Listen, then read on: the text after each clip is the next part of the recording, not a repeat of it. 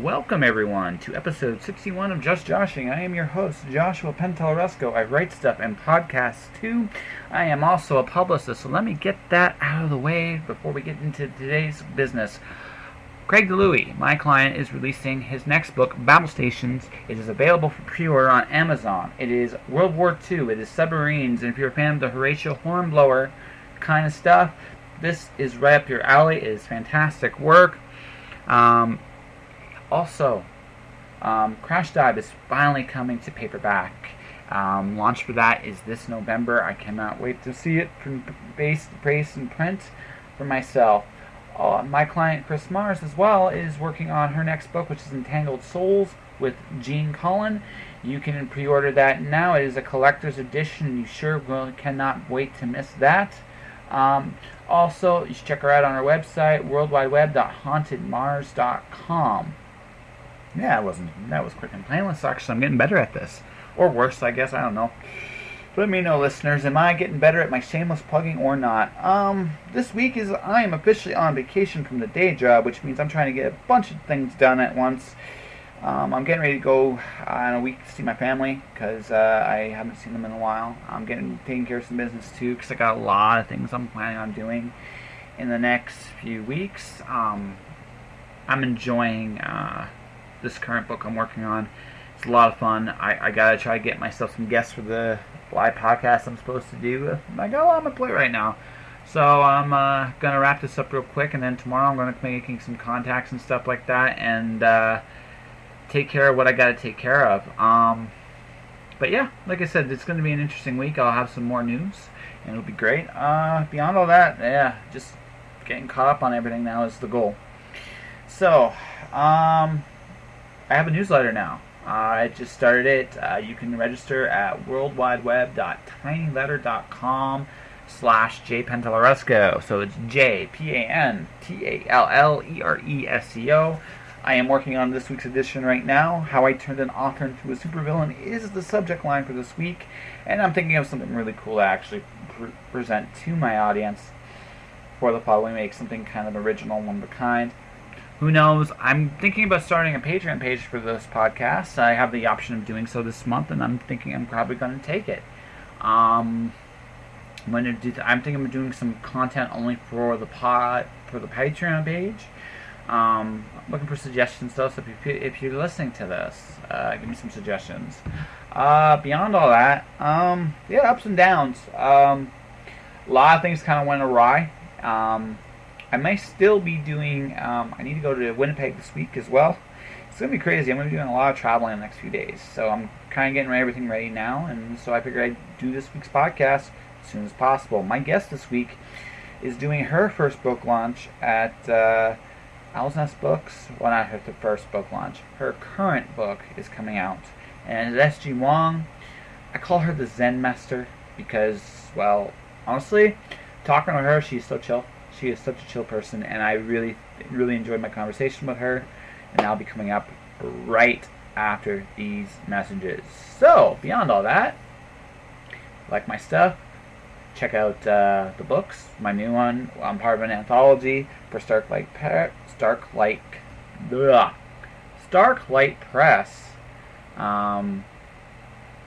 So, give me a quick second here, because I know I am doing the all-powerful searching on the Amazon. All amazing, all-powerful Amazon. Right this minute. And that is...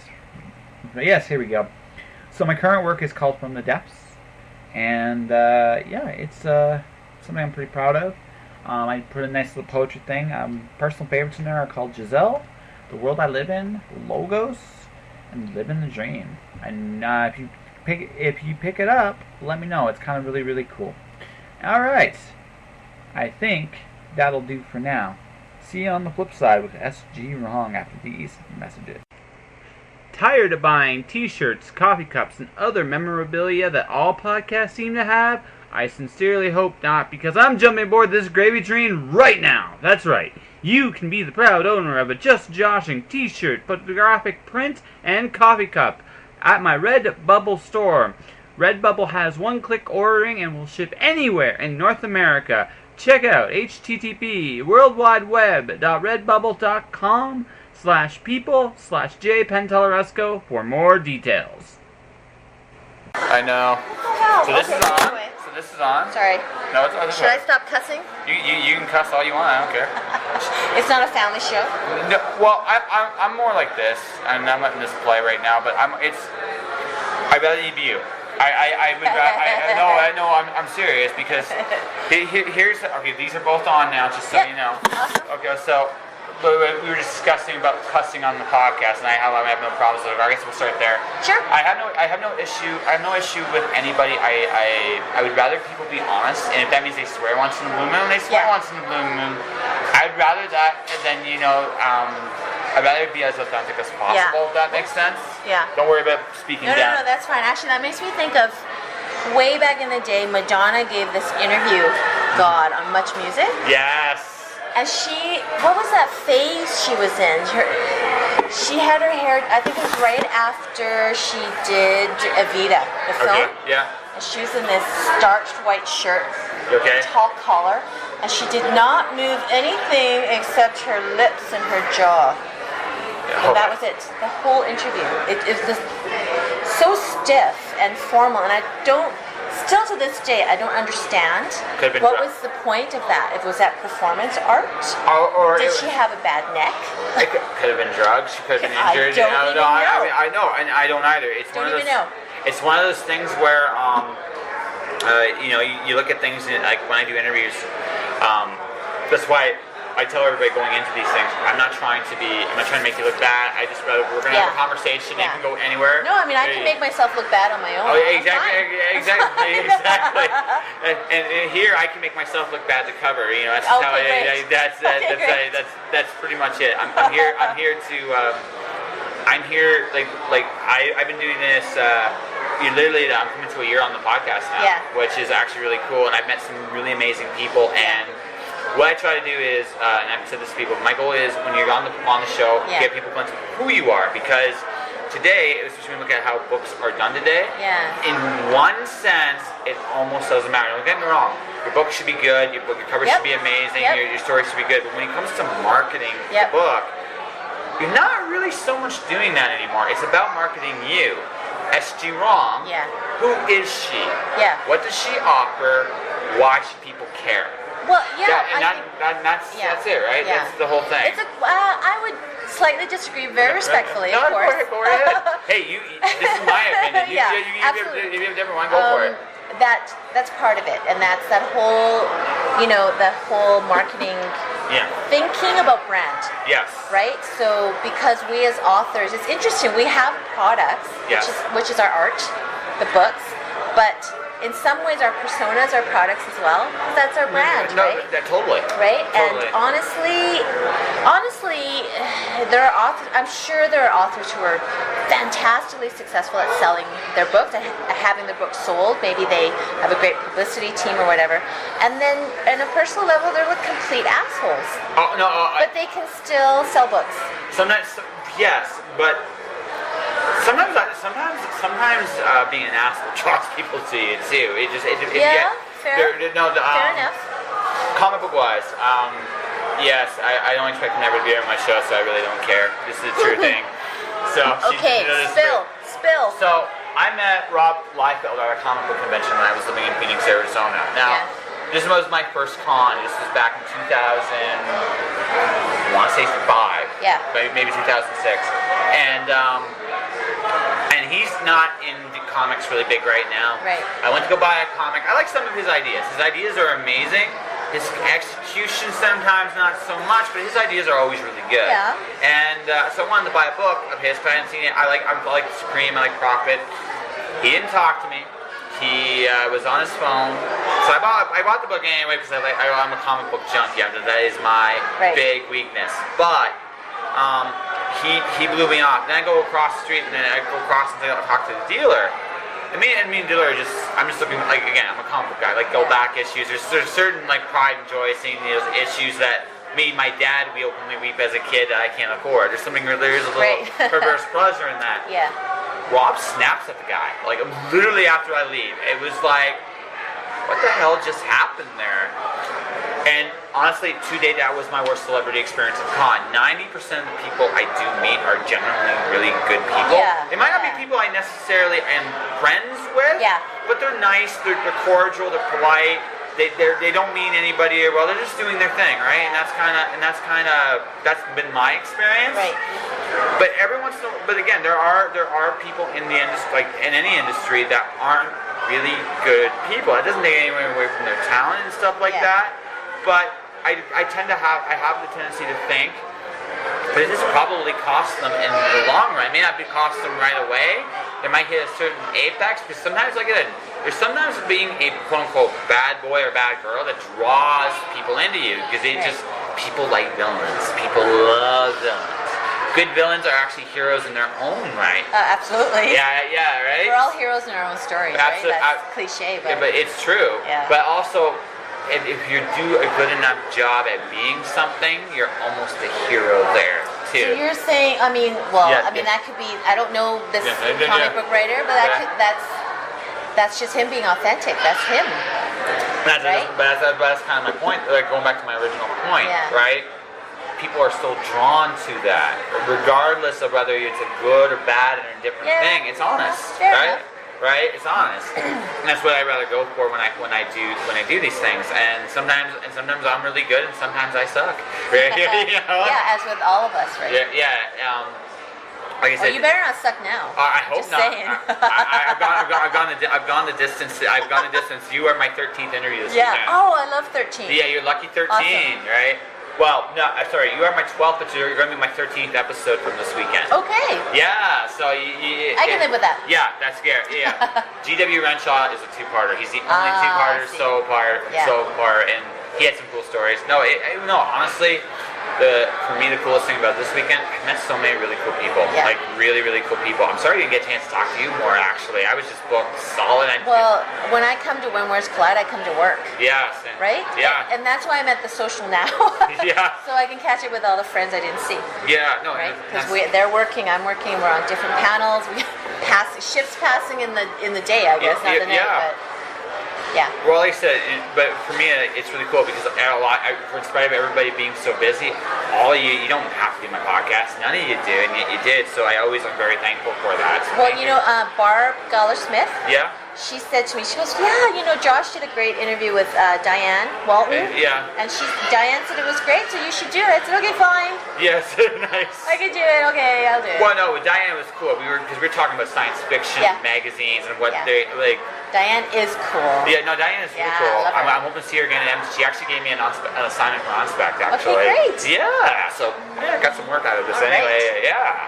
This won't air until after the work's handed in, so I can say what I want. Excellent. Yeah, so, but, no, it just, it was really cool. I remember meeting you at, it was Indigo, right? It was the Indigo signing in Calgary, wasn't it? Was that our first time? Yeah. I think it was. I remember seeing you at Expo, but I can't remember which one was first. But anyway. Yeah. One of the two. Anyway. Me peddling books somewhere. Yeah, that's right. Well, right? That's okay. I'm a hustler too. I mean, it's the nature of the beast. So, how have you been doing? Like, how's the book's been doing? They've been doing okay. Yeah. And I'm pretty honest about it. My favorite part is writing, and so I'm an indie, right? Yeah. So I also do all the production. Yeah. So all the layouts, and I do have a cover designer because I'm not a graphic designer. That's not my jam. I'm not good at it. So I know when I'm not good at it. But all the production, the interior layout, and how everything looks and stuff. I really enjoy that. I'm a bit of a design geek, so it's cool, right? Do you use InDesign? What's that? Do you use InDesign? I do not. Wow. I have templates for Word. I just use Microsoft Word. Wow, that's really. I looked at your interiors; they're really well done. They're really nice, right? Yeah, they're really good templates. I went to thebookdesigner.com. Okay. And he's a man in Southern California, I think, and somewhere in California, named Joel Friedlander. Yeah. He has a whole line of products for self-publishers. He's been helping self-publishers, indie authors, since 2006. 2003, before people were really into ebooks, so he's been there from the beginning. Yeah. I got my template through his they're great. They're great and so easy to use. But anyway, what was my we're just going marketing? Peddling. Peddling. Oh, how's the book doing? Yes. So the one thing I still haven't figured out for myself is the marketing. I still haven't figured that out for myself, and I try different things because I can experiment and I'll just see what works, right? Yeah, and some things I like to do and some things I don't like to do, and so I'll try different things to see what will work, and then how far am I willing to go for the things I don't want to do? And I actually asked, what don't you want to do? What don't you like doing? I don't. So this is funny. I read an article in the Globe and Mail a few weeks ago about an author out of Toronto, I think. And he has had he released a book 3 years ago, Self Pub, and every single weekend for 3 years, he drives out to a bookstore and he does signings. That's awesome. Saturdays and Sundays. Wow. So 52 weekends. A year. Times 3. 156 straight weeks. Straight weekends. I don't want to do that. I don't want to do that. I'm not sure there are a lot of people who do, and so I hear and I read stories about what other authors do, and I think, is that something I'd be willing to try? And in this case, I think it's quite extreme. No, I'm not willing to do that. Something a little less cost intensive is blog tours. Yes. Lots of authors do blog tours. Absolutely. Not my jam. No, actually, no. Yeah. To be perfectly honest with you, I don't like them very much. I've done a couple blog tours. They're fine. They're fine if you're actually involved in them a lot. Problem with a lot of blog tours. And by the way, I'm not knocking any blog that's had me. It's honestly a privilege, and I thank you. But honestly, the big thing is, if I'm being interviewed, that's fine. I'm okay with that. I like doing guest stuff for that kind of stuff because honestly, I think that's the idea. The idea is, I just gave Taya Van Diepen out of Edmonton. She did a guest blog for a Kickstarter. So I gave her the opportunity to do it. She goes to me, "What do you kind of do on your blog?" And I say, "I like doing inspirational kind of stuff. So do something like that and go nuts." And besides that, I let her do her thing. I did a nice introduction. I plugged her Kickstarter, but I let her do it. I feel like if you're going to do a blog tour, the author should be doing something for the blog tour. And I find with a lot of blog tours, that's not usually, you'll do like a question and answer thing, which is fine. I mean, it's not bad, but I like this. Obviously, if I did like that kind of interview, I wouldn't be doing a podcast, right? But beyond that, I mean, if I'm not doing like a guest article or I'm not actually interacting with that blog, really, I'm just doing like a blank ad. No one likes ads. Yeah. That's kind of how I agree. No one likes ads. Yeah. But I do think there are some Yeah. blog tours that work really well. Absolutely. Oh no, absolutely. As with anything, it's finding the partner that fits for you, right?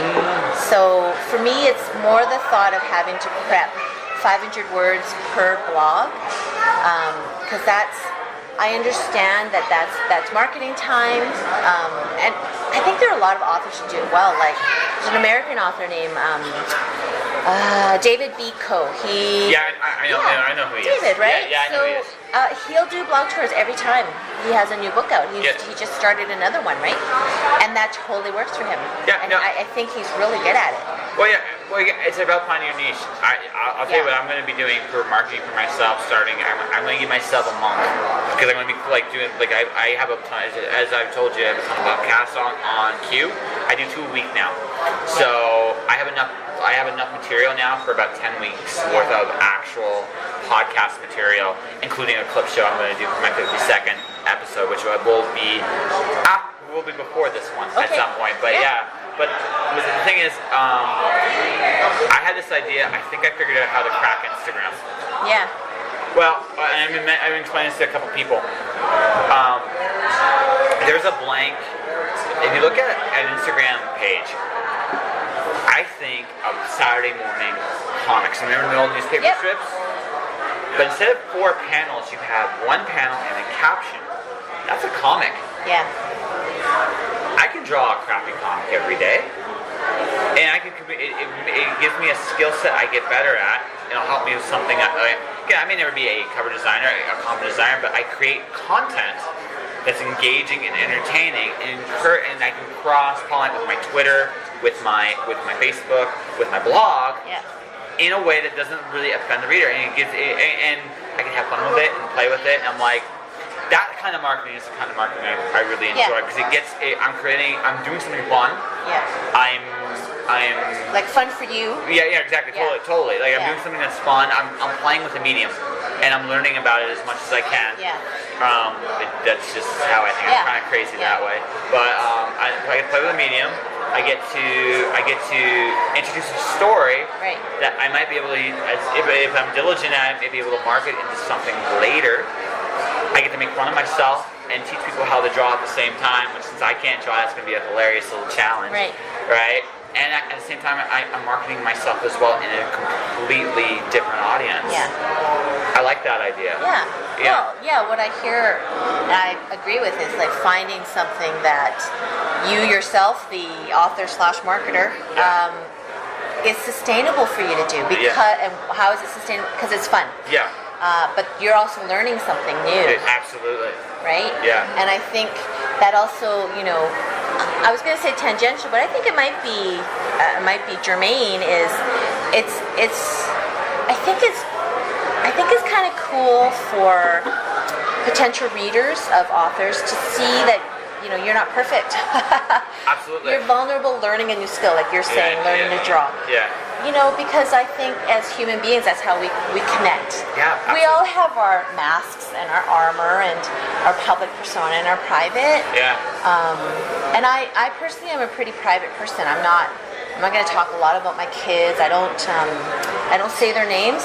I don't post them anywhere, and that's because they ask me not to. They themselves say, we don't want to do that, Mom. We don't want to be out there. And I totally respect that. Absolutely. And I understand that too. I don't talk a lot about my personal life because for me, that's my space. Absolutely. No, and you know what? That's fair. But I'm totally fine to share with people that I'm so imperfect. So not perfect. I make mistakes. I don't know a whole bunch of stuff. I don't know how much I don't know. You know what I'm saying?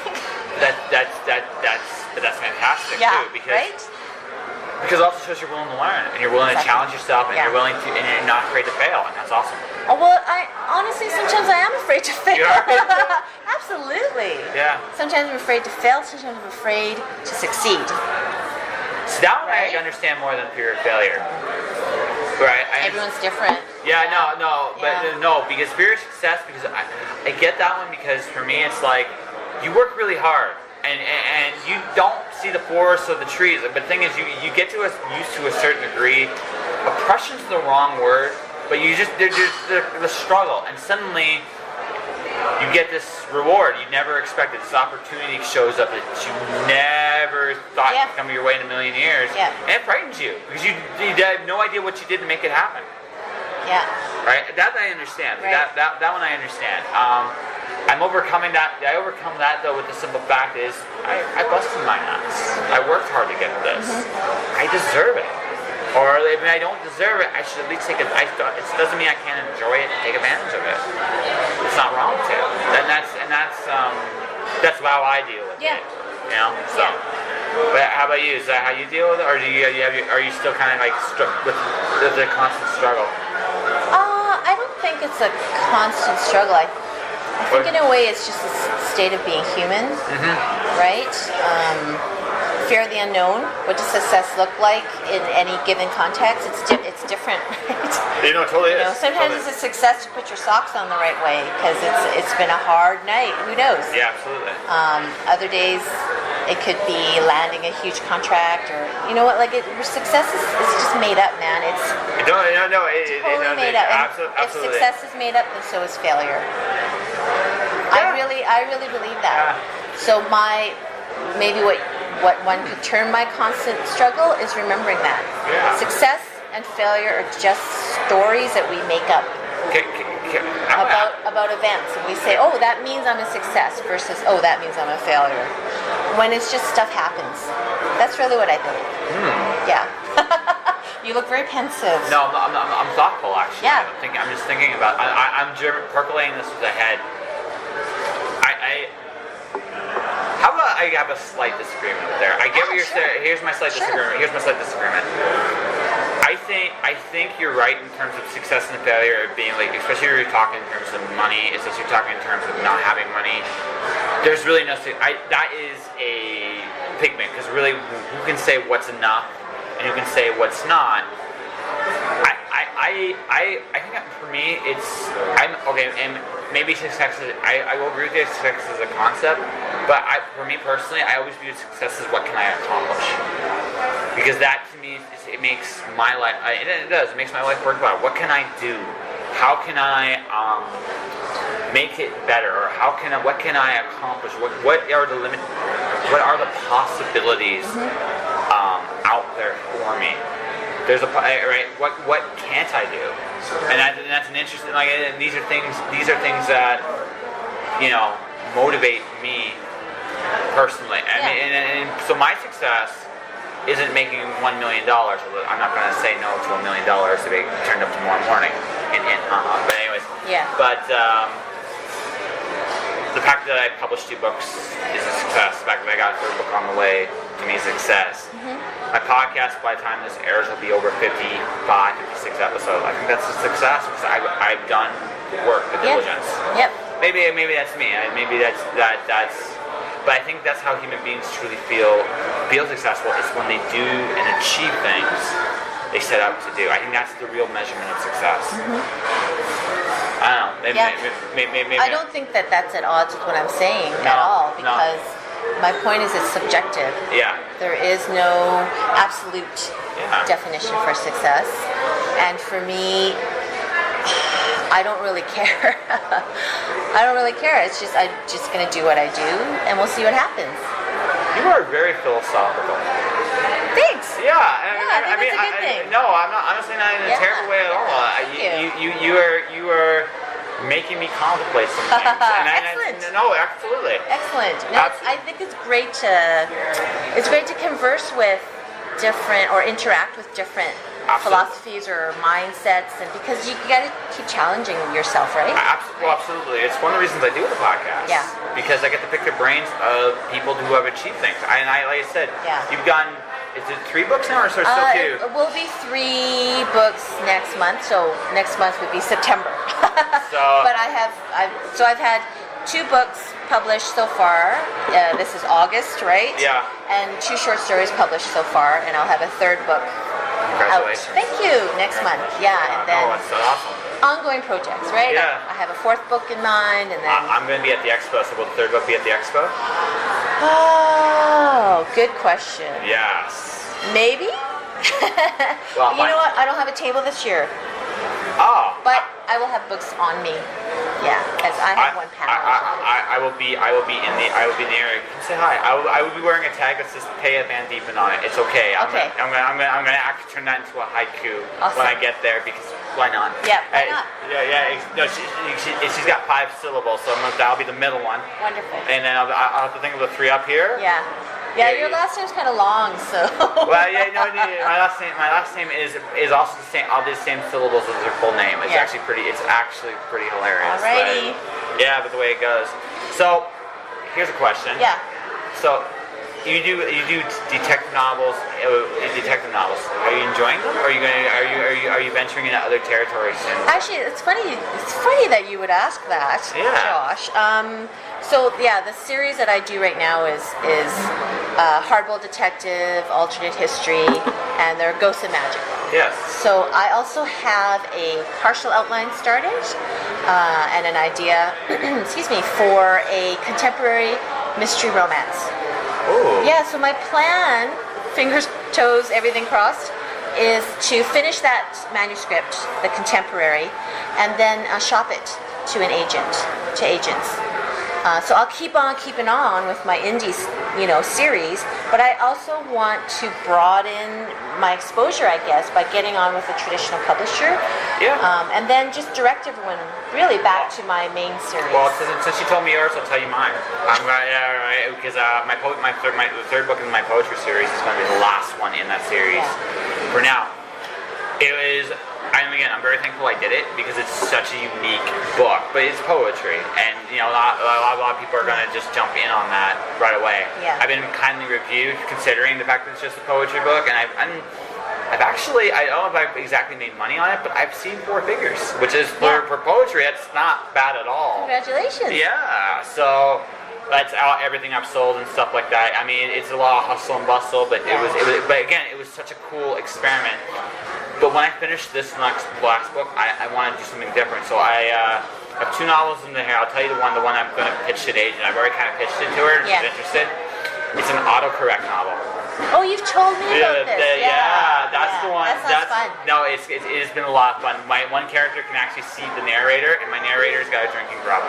Yeah. So there's going to be a point when my narrator gets a little too tipsy to tell a story, and of course it's going to take over and actually tell the story from that point on. Yeah. That's good. That should be fun. That should be fun to write. Oh, it's hilarious to write. I've never had so much fun with diction in my entire life. That's great. Well, the whole thing came to me because this phone likes to take when I put the word thing and turn it to thong. Yes. Every single freaking time. Yeah. So I'm like, I named my autocorrect Mo, and then the whole thing came into my head. Yeah. So it's just like that's the next thing. I also got, like I said, the Instagram idea. Yeah. That I start working on in about, like, once I get every podcast done in September, that's all I'm doing for, like, the rest of the years. I'm going to be doing that. I accidentally became a publicist. That's a long story in of itself. And I wanna do right by my clients. I really, really do. And I don't want my time as I'm doing a lot of things. So it took me a long time to balance that. Yeah. I figured out the balance. So I'm clearing out my podcast itinerary for the year so I can focus on getting the other 2 right. So that next year when January hits and I'm still a publicist and I'm looking for actively seeking clients, I can make things awesome. 1 second. Hey, buddy. Bye. Great to meet you. Yes. He was my first guest this weekend. Nice. Yeah. That was Michael Martin, ladies and gentlemen. He, at this point, would have been about 4 weeks ago, but he was awesome. Yeah. But, I paneled with him early today. Early? Yeah. First panel, 10 a.m. on Sunday. Yeah, it was epic. Nice. I had my first interview at like 10 a.m. Like, cause I did 13 interviews. It was basically, it would be like hour blocks with people. So beat. But it was so worth it. But yeah, good luck. You're going to be going to more of a hybrid model with what you're going for. Yeah, well, I mean, technically I'm already hybrid because I was published originally with a publisher. Nice. That was ebook only. Yeah. And it just didn't quite go the way that I wanted it to go. Yeah. And I tell everyone that they were great people. They really were. And they were like totally rooting, and it just it didn't quite mesh for me. And so, yeah, we parted ways. And right now I'm, fingers and everything else crossed, working to get all the rights back so that I can do everything the way that I want. Well, no, there's nothing wrong with that, right? No. It's a very common approach now. This goes back to our first little bit of writer as a brand, right? Yeah.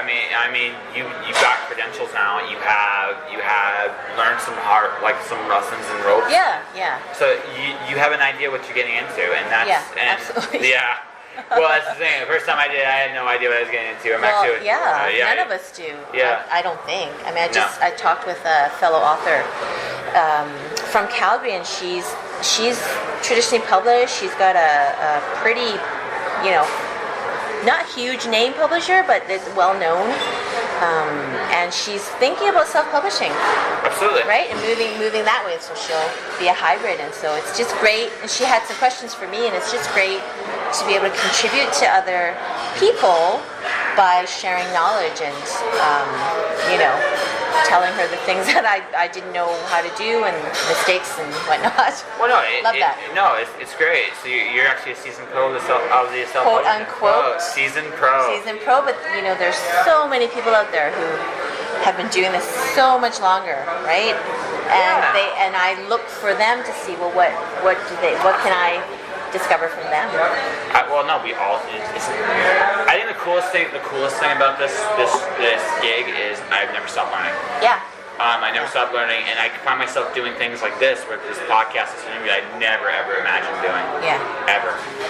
So, and it's really, really, really, like, cool. I get to meet all kinds of amazing people. I get to pick their brains for ideas. I get to have deep philosophical discussions, which is really, I really enjoy it. Have a laugh, right? Yeah, exactly. So, let's see here. Well, we were talking about brand, right, originally? Yeah.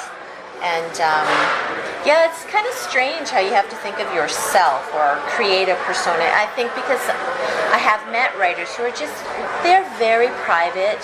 Absolutely. Also very introverted, also very shy. But at the same time, they know that if they want to make a partial living selling books, they do have to put themselves out here. Well, yeah, it's the nature of the beast. You know? The old way of doing things is collapsing. You can see it, and I mean, I love chapters, but I mean, in comparison to where it was a few years ago with books, it's not even close to what it was. It's more knickknacks than it ever's been. That's changing. You can see publishers struggling with Amazon. I mean, it's becoming more and more service-driven, which means you have to figure out how to stand out from everybody else to some degree, or at least be. In your case, I am SG Wrong and I am awesome, and here's why. You know what I mean? Well, and everyone has their own style. Exactly. I'm very much, it's so funny that you use that as an example, because I'm actually very much like, I'm Sandra. Yeah. These are my books, Yeah. Check them out, because I really believe this is interesting. I'm going to say this. I know we often talk about good books and bad books. So I understand, yes, for me, bad really means it's poorly done. Too many errors, too many technical problems. But in terms of content, I don't believe there's a good or a bad book. I believe there are books that I like, books that I don't like. I actually agree with that completely. For content. No, I actually agree with that completely. But I think oftentimes people talk about books, the ones I don't like are bad. And no, there's books you don't like. There's just books you don't like. That's all. Actually, I'll give you two examples for me personally. I know Neil Gaiman is a great author. Yeah. I love his comics. Yeah. I'm not so crazy about his prose. Oh, I love his prose. But because for me, but here's why. Because before I read Neil Gaiman, I read Ray Bradbury, I read Charles DeLange. I read people like him before I ever read him in prose. Consequently, I think his comics are fantastic. Have you ever read Sandman? Not yet. That is amazing. I know my cousin, when it first started coming out, my cousin just raved. She just loved that comic. Mm-hmm.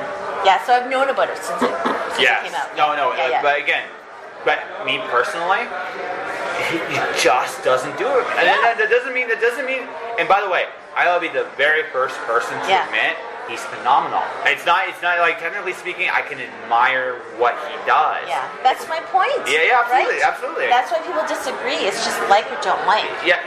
By and large. So I understand that for me, it's the same thing in my books. It's the same thing. Yes. There will be people who like my books and people who don't like my books, and I am totally okay. Totally okay with that. Yeah, exactly. That's how it goes. Yes. Yes, indeed. You can't please everybody. Yeah, you're not supposed to. You're supposed right? to. No, and this is why I do this. You just get an idea of who you are. I actually now see you as almost the Zen surfer chick now. Zen surfer chick? That's right, the Zen surfer chick. Oh, man. I know. You are so chilled. Like, you are actually unbelievably chilled out. Yeah. Yeah, it's actually awesome. Really, yeah. I mean, Rad. Rad, man. Yes. Dude. Yeah, I know, sweet. Anyways, no. Anyway. Okay, we'll stop now. That's okay. We are very mature adults. Well, I think you just have to find a way to make your way through life. Yeah. And it's going to be different for every person. That sounds so cliche, but I'm an urban hippie. Yeah. And I really think love is what's going to save us, not... And there's nothing wrong with that. Not hate, not exclusionary policies, not... No. Yeah, it's going to be love in some shape or form. Yeah. And just because bring that back to books. Just because I don't like a book, it's got nothing to do with affection for an author or someone who disagrees with me on a book. It's just opinions, man. Exactly. It's just opinions. Exactly. So anyway. I think we got a pretty good chat nailed down there.